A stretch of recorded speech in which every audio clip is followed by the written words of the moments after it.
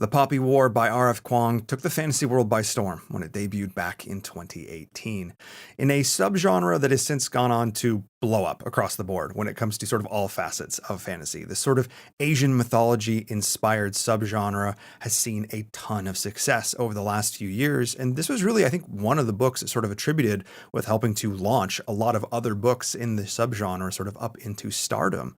But what's interesting, because when you take a look at a lot of the more recent sort of books in this subgenre, a lot of them are trending more towards maybe more of the YA end of things, maybe towards the romantasy end of things. But the Poppy War is not that. I think some folks consider it historical fantasy, others just outright grimdark fantasy.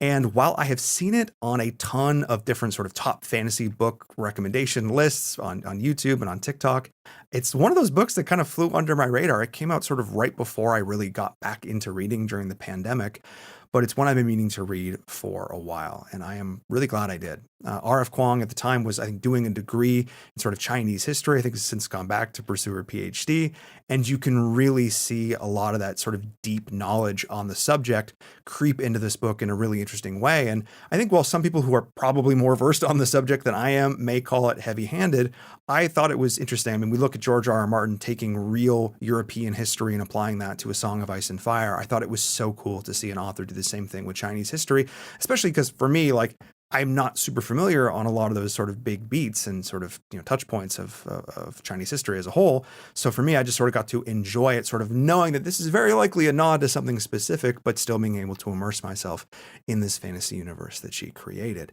Now, this review is going to have two parts. The first is going to be spoiler free, just give my general impressions, a little bit of an overview of the book, and then I'm going to dive a little bit more into it in the back half, go full spoilers, at least for this first book in the series. I haven't read the whole trilogy yet, so this might be one where I kind of approach it like I did with the Red Rising trilogy. I think this book there's enough here to really be able to dive into and sort of sink my teeth into. So the first half of this, like I said before, is going to be spoiler free, and then we'll get into the spoilers in the back. If you like these kind of reviews, be sure to let me know down in the comments, and of course hit that like and subscribe button. It does a lot to help out with the YouTube algorithm. So let's dive into it. Let's talk about book one, The Poppy War itself, in that series by R.F. Kuang. Now, this has sort of one main character, Rin or Runin, who is a war orphan, grows up with really abusive parents who basically are opium smugglers who sort of run a shop as, I guess, sort of the front for their operation in the wake of these sort of opium wars that have happened in the country of Nikon, which is, I think, just meant to be China, essentially. It's just fantasy China.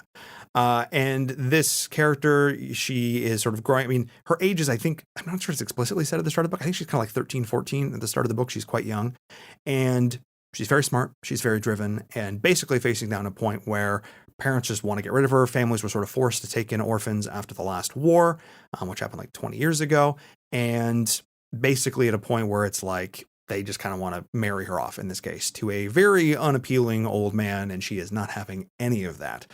So she's faced with a couple of options: run away, try and do a couple different things, but really what comes down to it for her is, I'm going to try and apply, or I'm going to take this national standardized tests, and if I get the best score in my province, in my city, I'll be able to go tuition free to this war academy, essentially.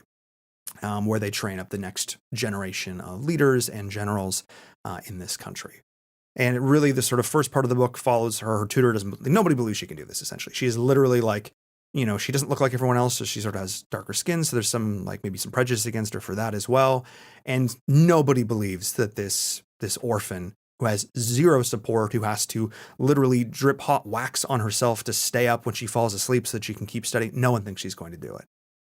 But she does. And she goes and she ships off to Sinigard, this really prestigious school, and is basically at a position where she is completely the odd person out. This is this northern noble capital.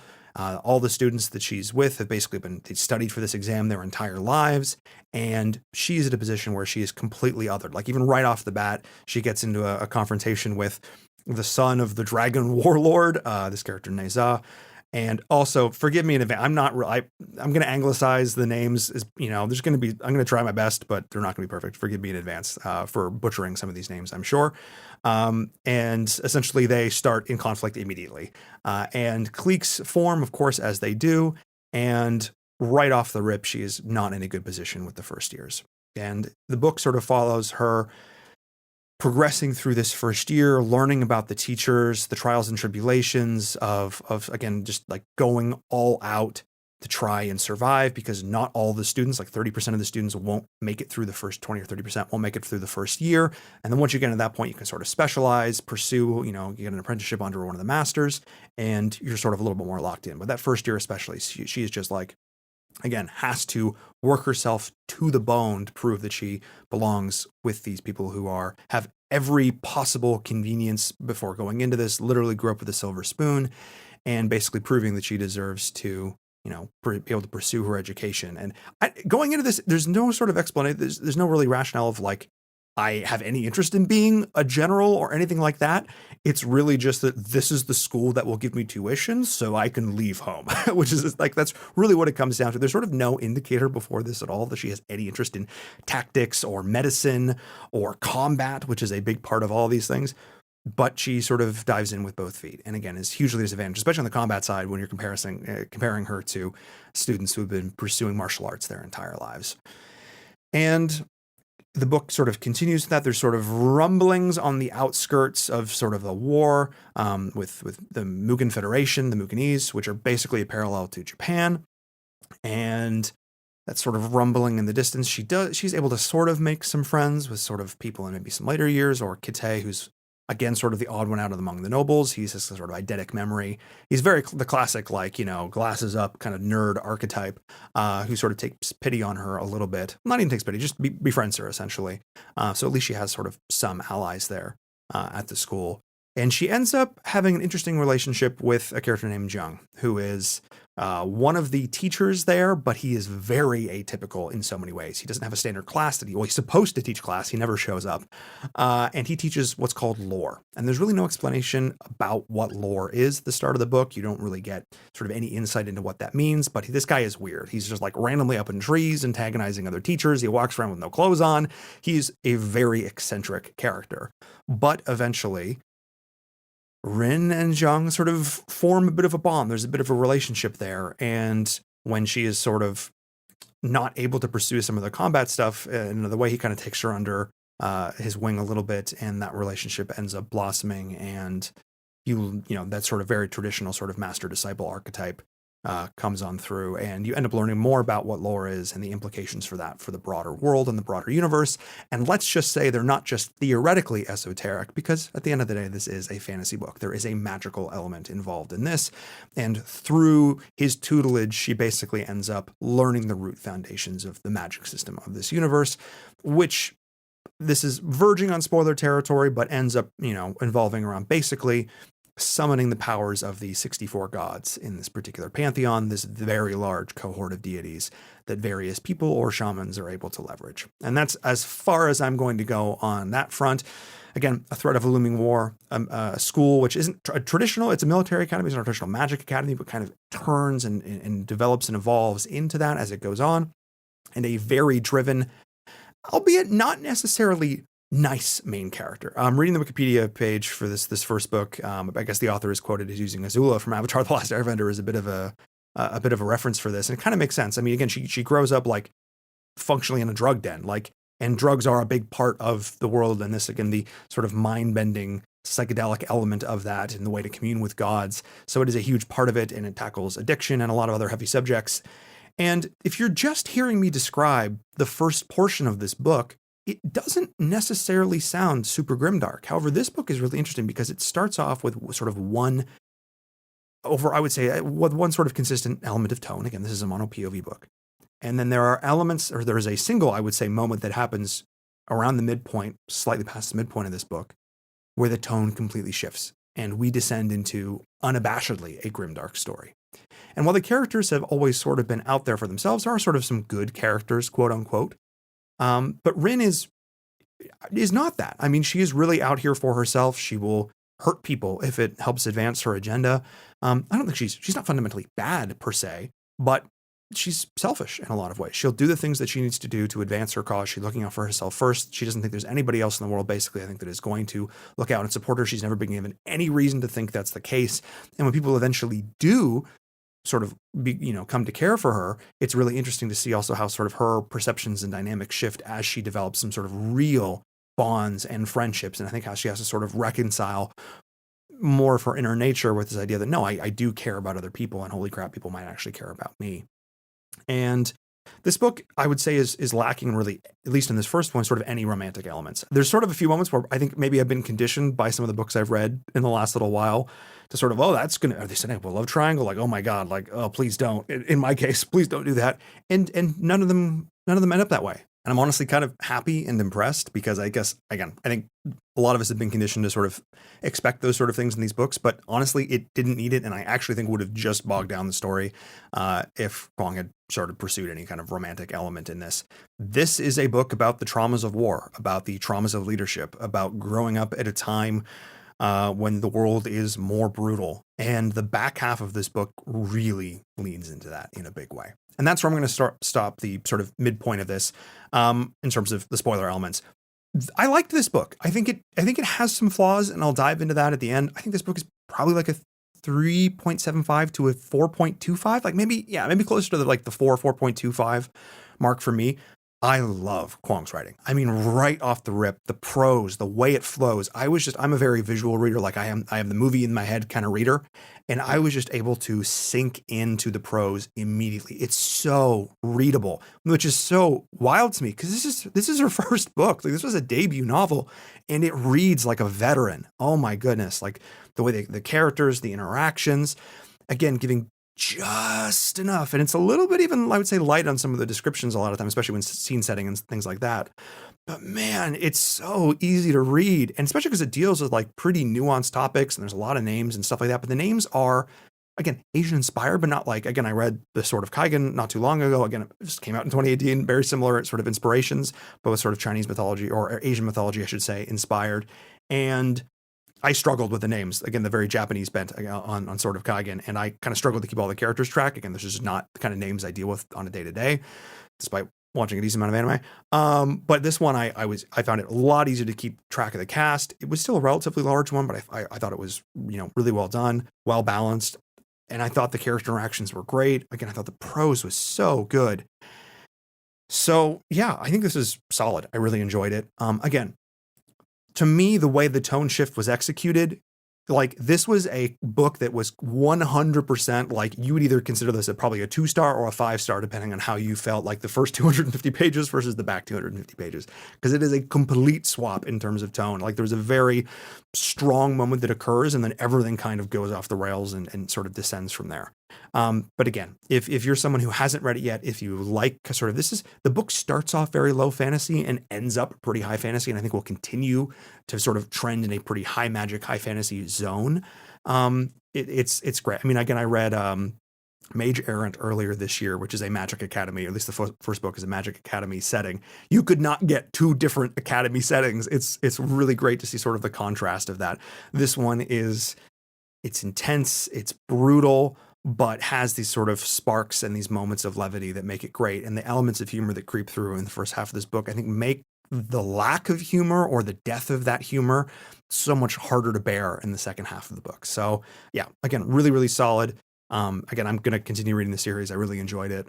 But yeah, let's dive into the second half and sort of what makes this book as it is. And honestly, I feel like that's just sort of when the team and the war begins. Okay, well, we're getting the spoiler territory. All right, there's a war. A war happens. A war breaks out. Okay. The Muganese invade, and it's just an all-out war. And Neza doesn't get stabbed, but doesn't die. Rin embraces the Phoenix. The whole element sort of comes in. Jiang's unveiled as the gatekeeper. A lot happens in a very short period of time, sort of at the battle there with Synagard and that whole thing. And it's so, we go from like with the build of it, the stress, the build, the stress, the build, the stress to just it goes. And honestly, I feel like this is correct. Like, I feel like that is kind of how this works.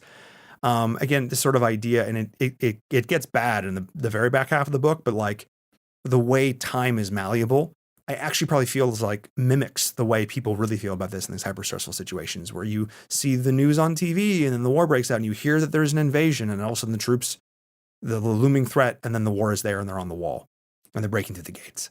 And this whole idea that, the way stress makes time slip in that regard, I think was really interestingly explained. And I think not explained well in the back half, where all of a sudden we're fast traveling over the place like it's season 8 of Game of Thrones. But I digress. And sort of seeing Rin step in to embrace the Phoenix, I thought was, again, and the will she, won't she is the whole back half of this book. But it's so interesting to see sort of that first step towards more of the grimdark element. She defeats the Muganese general, and it sort of slips, and then she's sent off down. They're guarding the docks and all this kind of stuff, and she gets embedded into Psyche and sort of seeing Atlan, and they get that win, and then you think it's going to go in a certain direction, and then beat after beat after beat, it knocks you down and knocks you down and knocks you down. And then they walk into the new de facto capital. They realize it's all been a trick. They realize it's all been a trap. And they witness one of the most brutally described massacres I have read in a book. And I've unfortunately read all of The Sword of Truth, and I have more recently read a lot of Joe Abercrombie. And wow, brutal. I mean, just brutal. The subject matter on this is rough. The descriptions and stuff. And again, I think up until this point in the book, I would not have considered it grimdark. And it's so interesting to see sort of one scene where it's just like, I could see if you were someone who wasn't prepared for this scene, how upsetting it could potentially be. It was so interesting. I was talking to my girlfriend about it because she'd read it and then I read it back to back. How she's seen a comment somewhere about basically, if this book had come out in like 2024, that it would have trigger warnings. And I think that's not an unfair statement to make. Again, it starts with this, intense and serious scholastic academy setting.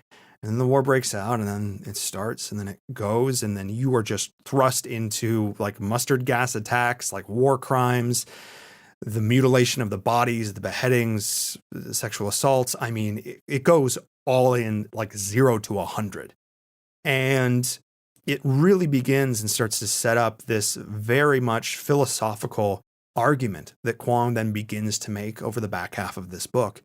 And I'm so curious where this is going to go in future books, because it basically, the back half of the book now then becomes, again, this will she, won't she, when it comes to power. And what does it mean to use power? And if you have the ability to, the fundamental nature of right and wrong. And just because they did it to us, should we do it back to them?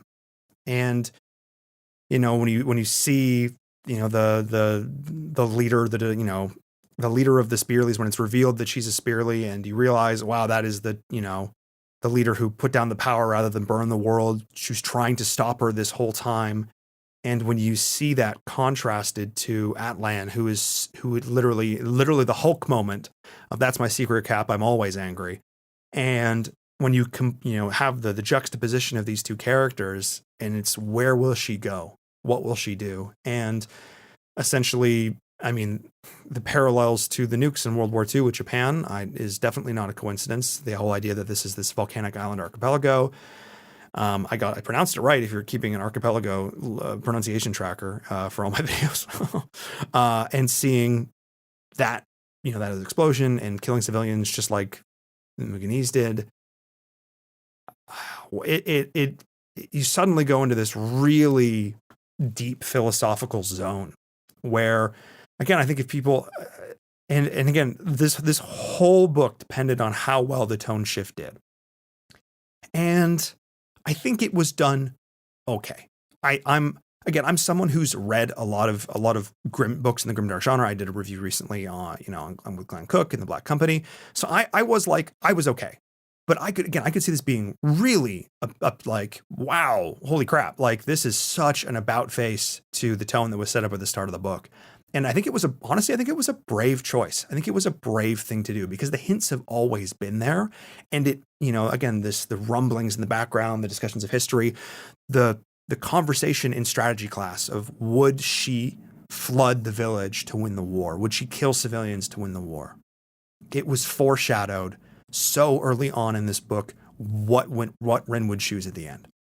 And I think that was just beautifully done. And again, the prose throughout this, and knowing in Atlan's history and the torture and the opium addiction and all of this stuff, and to see it utterly consume him And then to see him finally accomplish his goal through her, knowing that she always had the potential to be more powerful than him, for her to fully embrace the power of the Phoenix to just utterly destroy, rip them out by the roots, this, Mugani's culture.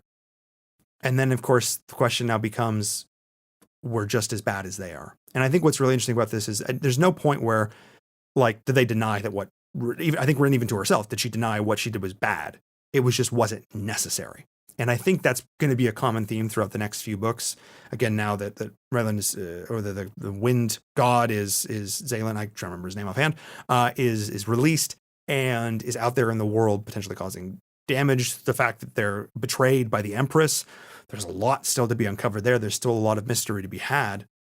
But this idea that she is now not only dealing with her own addiction, not only knowing, of course, again, the fact that she is a Spearly, the fact that they are, after generations and generations and generations, like genetically inclined to even be more impacted by this. There's so many books that would absolutely stumble and fall at this point, where you sort of address the main arc of the book and it sort of opens up and it's like, what do we do next? There's so many very clear, like, what do we do next? Things that need to happen. And I think this series is going to end with, like, I think Rin being her own final boss. Like, at the end, she'll be the biggest, and it's been foreshadowed or it's been explicitly said outright that she is going to be the biggest danger to them all. She'll be the one that burns down the whole world. And at what point, absolute power corrupts absolutely, is what they say. And at what point is she going to be more a danger to everyone else? And then, they're going to need to put her down at the end of this. I feel like that has to be sort of where this book is going. And I'm curious if she'll ever really regret it.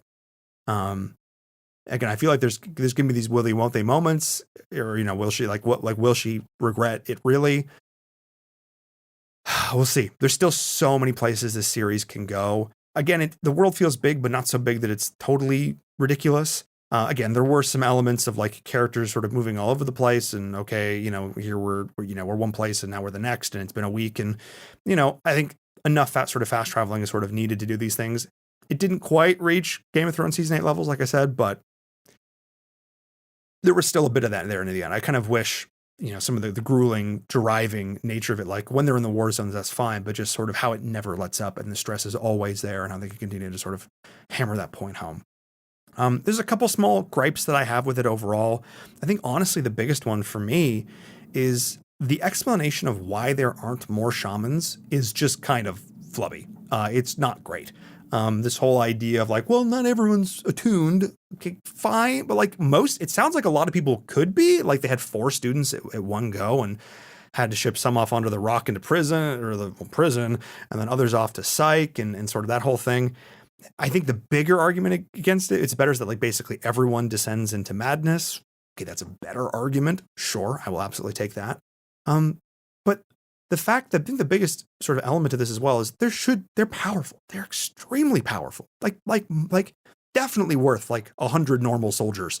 I think if you worship the right god, like there absolutely should still be more. And I get the whole idea that the original king or whatever, the red, I'm sure going to butcher the names, sort of, got rid of all the different temples and sort of sects and all that kind of stuff. Like, okay, that's fine.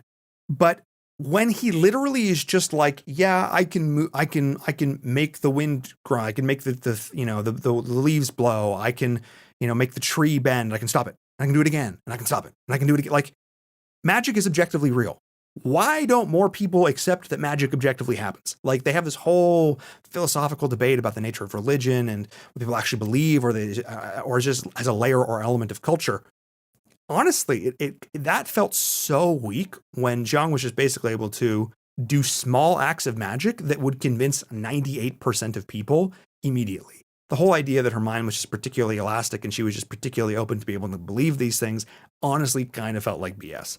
I think anybody, if he's just like, I can make this leaf float in front of my hand and I can stop, and I can do it again and I can stop, and I can do it again. Like, that's magic. Cool, shamans exist. That's what lore is. It's magic. That's why he's still at the school. The principal of the school knows that magic is real. Why they feel the need to keep it so secret, all this other stuff. When Atlan is running around, setting his spear on fire and doing all this trident rather, and like there's a guy who's just a barrel of lake goo. You've got like an 8 foot tall, person who's part monkey. Come on. Like, and I get this is wartime versus peacetime, and Psyche is like burrowed up in the mountains and all this kind of stuff. But like, the last Poppy War wasn't that long ago. Like, there have been shamans. It just, that's the one part that felt weird to me, is like how quickly magic collapses in that kind of society. And yes, obviously they don't have things like social media or all this other kind of stuff, but like the technology isn't so far behind, I think, that they would lose their, or even so far ahead, I guess, where they would lose their mysticism that quickly. It just felt a little bit odd to me. So yeah, yeah, yeah. Again, I think a small gripe in the scheme of things. And I think a really technically challenging book to write that I think in most cases was executed very well, and I think was built on a bedrock and a foundation of extremely good prose and strong characters. Again, like I said, I'm really curious to see where this goes. We've now, totally gone into the full Grimdark mode. We just like basically did a genocide, war crimes happening left and right. Civilians are getting murdered. Like, we're doing it. We're all in now. Like, again, I would consider Abercrombie sort of the modern king of Grimdark. And I think the language and the writing is very different. I do think that sort of the essence sort of holds true. And I'm curious. The big thing for me is I want to see more magic from the different pantheons. I want to see more of these different groups of shamans come in. Again, Avatar: The Last Airbender is referenced as a strong, inspiration for this. I want to see more. I want to see earth magic and wind magic. I want to see, ice and other spiritual elements. And you have people who can manipulate shadow. I want to see all of it. Like, you have 64 gods to pick. I think 64, 62. You got a lot. You got a lot of gods to pull from. I want to see more of it and how it's linked into the fantasy and the mythology. And I don't want this to sort of stay the low magic book that it was at the start. I really want to see that continue to evolve. And I'm really curious to see Rin's battle with addiction and how that's going to play out, because I have a funny feeling she's going to become a very unlikable protagonist. So I'm really curious to see how the side characters are going to be built up around her to make this book somewhat enjoyable to read. Because the back half, it's one of those books that's like not fun to read. Like, you appreciate it for like the mental exercise of it and the world building and the story, but I think these next ones are going to get rough to read in a lot of ways. But I'm very curious to see where they're going to go. If you enjoyed this book, if you hated it, if you're someone who is somewhere in between, let me know down in the comments. I'm really curious to see what you all think. And again, if you want me to continue to do these full sort of big blown out, again, reviews like I did for books like The Red Rising, let me know down in the comments below, because I can see myself definitely doing this for the Poppy War series. I did enjoy this first one, and I think there's definitely enough meat on this bone to do a lot more full in-depth reviews. Again, if you enjoyed the content overall, be sure to like and subscribe, and I will see you all next time. Cheers.